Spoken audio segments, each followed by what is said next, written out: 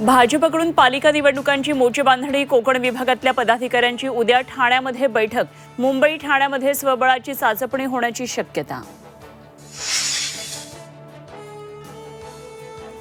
मनसेला संजय राऊतांच्या पुस्तकांची भुरळ। संदीप देशपांडे राऊतांचं पुस्तक वाचण्यात मग्न।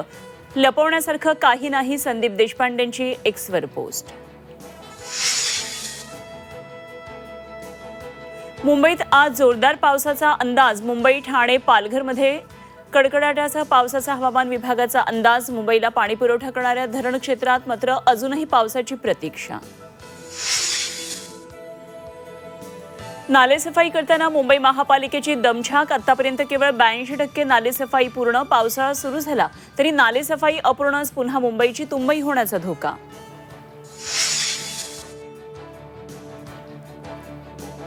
जगभरातल्या समुद्रांना प्लास्टिकचा विळखा। प्लास्टिकच्या भस्मासुरामुळे मासेमारीही धोक्यात। 2050 पर्यंत समुद्रात माशांऐवजी प्लास्टिकचं प्रमाण जास्त होणार।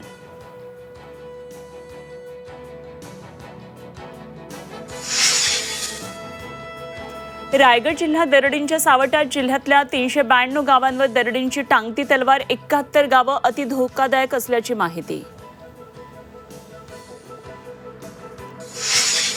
राज्यात कोरोनाचे 105 नवे रुग्ण। 3 कोरोना रुग्णांचा मृत्यू। राज्यातल्या कोरोना रुग्णांची संख्या 1006।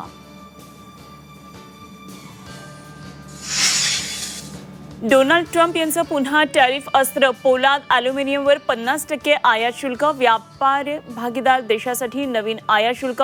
अमेरिकेच्या निर्णयामुळे जागतिक अर्थव्यवस्थेत गोंधळाची स्थिती।